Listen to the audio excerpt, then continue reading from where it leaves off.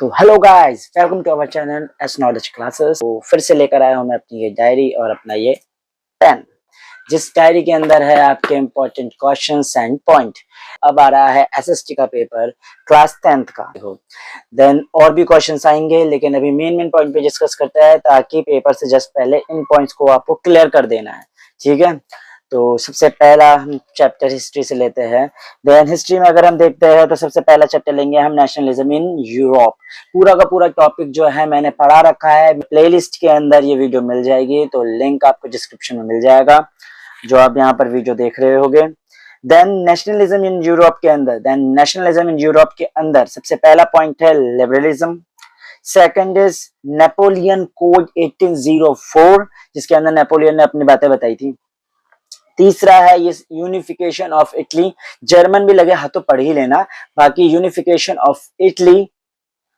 Treaty of Vienna after 1815 autocratic conservatives. तो जितने भी 1815 के बाद बहुत ही ज्यादा निरंकुश बोल लीजिए, तानाशाह बोल लीजिए, ये सोच आई थी, उसके बारे में पढ़ लीजिएगा। इसके अलावा आइडियोलॉजी पढ़ लीजिएगा लिबरलिज्म का अर्ली 19th सेंचुरी। तो अर्ली 19th सेंचुरी में जो भी लिबरलिज्म के अंदर सोच आने लगी थी, आइडियोलॉजी आने लगी थी, वो जरूर पढ़िएगा। अब हमारा जो सबसे मोस्ट इंपॉर्टेंट चैप्टर है क्लास 10th का हिस्ट्री का सबसे बेस्ट चैप्टर जो है वो है नेशनलिज्म इन इंडिया। उससे बिल्कुल कंफर्म करके जाना। इसमें मैं कोई मेन पॉइंट तो चलो ठीक है, बात की बात है वो मैं बताऊंगा, लेकिन पूरा चैप्टर इंपॉर्टेंट है। मैंने उससे पूरा चैप्टर पढ़ने के लिए कह रहा हूं मैं कि पूरा चैप्टर खत्म कीजिए अच्छे से, ठीक है, क्योंकि वो 5 मार्क्स का बनेगा। इसमें बहुत ही ज्यादा चांसेस मैं आपको बहुत ही ज्यादा ब्राइट चांसेस दूंगा कि हाँ जी भैया ये 5 नंबर का बनेगा। तो यहाँ पर सबसे पहला तो मैं कह ही दे रहा हूँ टोटल चैप्टर एनसीईआरटी क्वेश्चंस।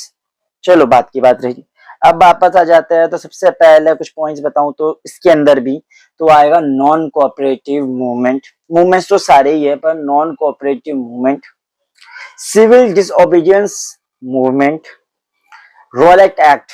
ध्यान होगा 1919 में आया था जो रोल एक्ट आया था, किसी को भी कहीं भी धर लो, घर के जेल में डाल दो, ठीक है, कोई सुनवाई नहीं होगी, कुछ सुनने उनने वाले नहीं है। ये जो चीज हुई थी इसके विरोध में गांधी जी ने एक सत्याग्रह टाइप का किया था। इसके अलावा है रेडिकल मूवमेंट इन प्लांटेशन पीजन, मतलब जितने भी बागान वाले थे उन्होंने भैया विद्रोह कर दिया कि हाँ जी भाई ये जो उससे ऊपर जो लोग हैं, और वैसे बात है वो अपने ऊपर लेवल के लोगों से ही बात करेंगे कि वो हमें परेशान कर रहे हैं, वो हमसे ज्यादा टैक्सेस ले रहे हैं वगैरह वगैरह वगैरह। देन इस पे जरूर देखिएगा। हाँ जी, अब इसके बीच में अगर 1 नंबर का बात बोलूं या मैं एक मैप वर्क में बोलूं तो चोरा चोरी को देख लीजिएगा, क्योंकि वो मैप वर्क में देखा जा सकता है या 1 नंबर का आ सकता है। वो पुलिस स्टेशन जिससे आग लगा दी थी, तो वो जरूर याद कीजिएगा। इसके अलावा Simon commission, Simon go back, Simon के बारे में बात हुई थी। इसके अलावा सॉल्ट एंड सिविल डिसोबीडियंस की शुरुआत हुई थी, यहाँ पर सविनय आंदोलन की शुरुआत हुई थी नमक आंदोलन के साथ, जिसमें नमक का कानून तोड़ा गया था। दांडी में पढ़ा होगा बचपन में भी, मतलब छोटी क्लासेस के अंदर भी, एंड यहाँ पर भी बहुत इंपॉर्टेंट है। अब आता है अगले चैप्टर में, is a making of global world. And making of global world का मतलब अब नई दुनिया बन रही है, जिसके अंदर इंडस्ट्रियलाइजेशन है, बहुत ही ज्यादा कमर्शियल है, बहुत ज्यादा व्यापार हो रहा है, ठीक है, वो है। अब इसके अंदर सबसे फर्स्ट पढ़ेंगे silk route. Second is capitalism in 19th century. सबके दिमाग में कैपिटलिज्म आ रहा है, रशिया को छोड़कर, वो तो सोशलिज्म है एंड कम्युनिज्म है। ये कैपिटलिज्म का सोच बहुत बढ़ रही थी, ठीक है। इसके बाद आ जाएगा इंडेंचर्ड लेबर, जेन्युइन लेबर्स के बारे में बात की जाएगी, जिन लोगों को चुना नहीं गया था, जिन लोगों को प्रतिबंधित कह सकते हो आप कि मना था, उन लेबर के ऊपर क्वेश्चन बन सकता है। यार अगर हम टॉपिक पढ़ लेंगे ना, क्वेश्चन कैसे भी घुमा फिरा कर आए वो हम कर लेंगे, अटेम्प्ट कर लेंगे। देखिए बात ये है कि क्वेश्चंस भी आएंगे और वो भी मैं करूंगा, पर सबसे बेस्ट तरीका ये है कि अगर आप एसएसटी के नोट्स बनाते हुए आए हो और आप हर एक टॉपिक को पढ़ते हुए आए हो, तो टॉपिक अगर पूरा ही पढ़ेंगे तो उससे रिलेटेड 1 नंबर वाला बोलूं, उससे 2 नंबर वाला दूं, उससे 3 नंबर वाला दूं, उससे 5 नंबर वाला दूं, उससे मैप दूं, आप सब हैंडल कर लोगे, क्योंकि आपने पूरा टॉपिक आपने पढ़ रखा है।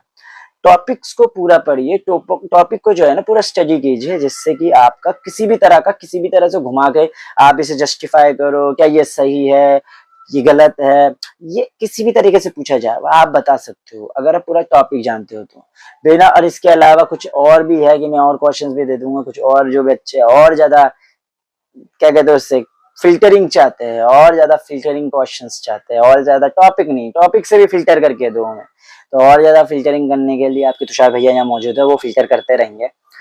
देन इसके अलावा और आ जाता है is a rinderpest and it's a fact and means मवेशियों के बीच में जो बीमारी आने लग गई थी, प्लेग आया था, उसके इफेक्ट्स के बारे में, ग्लोबल इकोनॉमिक जो राइज हुआ अचानक से उसके बारे में, अफेक्ट जो डिजीज बीमारियां आने लग गई थी उसकी जो अफेक्ट्स थे वो क्या पड़े थे पूरे वो ग्लोबल में, ठीक है, जिस जगह पड़े वहां पूरे ग्लोबल में, ये टॉपिक देख लीजिएगा।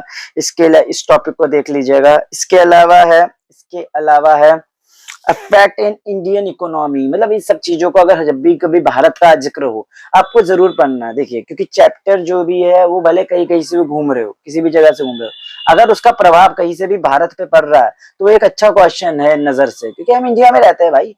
क्वेश्चन पड़ोसियों का थोड़ी ना अपना देना चाहिए, सबसे बेस्ट तरीका है ना कि पड़ोसियों का क्या खोजे, अपना ही खोजेंगे, सबसे बेस्ट तरीका है। मैं आपको कहूंगा जब भी कोई क्वेश्चन इंडिया में घूमकर आ जाता है, मतलब उड़ता हुआ तीर इंडिया पकड़ ले, तो इंडिया का वो टॉपिक जरूर पढ़िएगा क्योंकि वो आप तक पहुंच सकता है।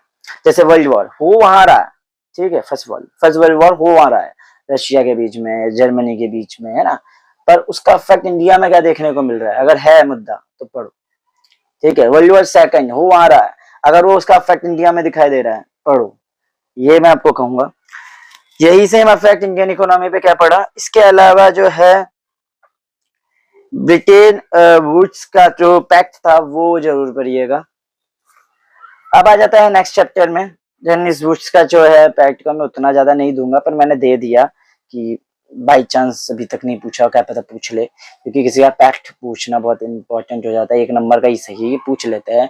जैसे कि हमारा जो आपका चैप्टर इससे पहले जो था नेशनल का, अगर हम बात करें तो इंडिया, तो नेशनलिज्म इन इंडिया में वो पूना पैक्ट 1939 जो अम्बेडकर एंड गांधी का जो था, वो भी बहुत अच्छा क्वेश्चन है, एक नंबर का ही पूछ सकते हैं, बड़ा तो खींच नहीं सकते हो आप, ठीक है, लेकिन एक नंबर का तो एटलीस्ट पूछा जा सकता है। तो जो पैक्ट्स होते हैं, जन वियना का जो आया आपका पैक्ट, जो वियना का आपका ट्रीटी थी, तो जो ट्रीटी होती है पैक्ट होता है ये इंपॉर्टेंट होते हैं, इसे साइड लाइन में करा कीजिए, ये बहुत इंपॉर्टेंट होते हैं। अब आ जाता है print culture and modern world.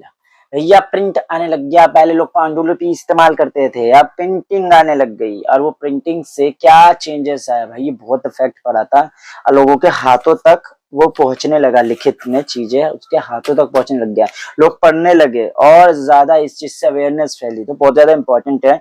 सबसे पहला तो प्रिंट एक रेवोल्यूशन के रूप में है, तो सबसे पहले प्रिंट रेवोल्यूशन पढ़िएगा। Second is protest reformation importance, या फिर जो प्रोटेस्ट कर रहे थे इस चीज का या विरोध वाला लॉजिक था, उसके अंदर मार्टिन लूथर का नाम आया था, जिसमें ऐसे पूछे दूसरी तरीके से पूछे घुमा के पूछे, पूछ वो मार्टिन लूथर जैसे लोगों का नाम दे रहा है जो इस चीज पे विरोध दर्शा रहे थे कि हाँ भाई प्रिंटिंग जो होती है, प्रिंटिंग जो है वो बहुत अच्छी सही चीज है। इसके अलावा आ जाता है वुमेन एंड प्रिंटिंग। भाई महिलाओं ने अपनी आवाज उठाई, ठीक है, जहां पर भी वुमेन वाला मामला आ जाता है ना, जहाँ पे वुमेन की दशा खराब थी, तो कैसी दशा थी क्वेश्चन है। अगर आप उसमें वुमेन का किसी भी कॉन्सेप्ट से मैं पूछूं, अगर मैं वुमेन का किसी भी तरीके से कॉन्सेप्ट पूछूं, वुमेन का इन्फ्लुएंस या मजदूर का और महिलाओं का, इनका किसी भी तरीके से आप उसका देख रहे हो कि उसके अंदर टॉपिक के अंदर इंक्लूडेड है, तो वो आपके लिए बहुत इंपॉर्टेंट है। वही प्रिंटिंग के अंदर वुमेन की अपने आवाज उठाने की जरिया मिला था उनको, वो प्रिंटिंग में अपनी बात बता सकती थी जो उनकी आप बीती हुई होगी। इसके अलावा प्रिंट कल्चर पुअर पीपल पे क्या इफेक्ट पड़ा, और प्रिंट कल्चर का सबसे ज्यादा फ्रेंच रेवोल्यूशन पे क्या इफेक्ट पड़ा, बहुत इंपॉर्टेंट है। फ्रेंच रेवोल्यूशन में वो जो इतने भी लोग थे, आप किताबें पढ़ के आके बताने लग गए कि अरे भाई वहां तो ऐसा होता है वैसा होता है, और वो सारी चीजें वो प्रिंटिंग के सामने होने के कारण सारे लोगों तक अवेयरनेस ज्यादा जल्दी फैली। तो ये एक बहुत ज्यादा अच्छा तरीका था कि प्रिंटिंग के कारण बहुत ही ज्यादा रेवोल्यूशंस में हेल्प मिली, अवेयरनेस में हेल्प मिली। तो लाइक कीजिए, कमेंट कीजिए, शेयर कीजिए एंड सब्सक्राइब कीजिए मेरे चैनल को, एंड बेल आइकन को दबा दीजिए, एंड बेस्ट ऑफ लक।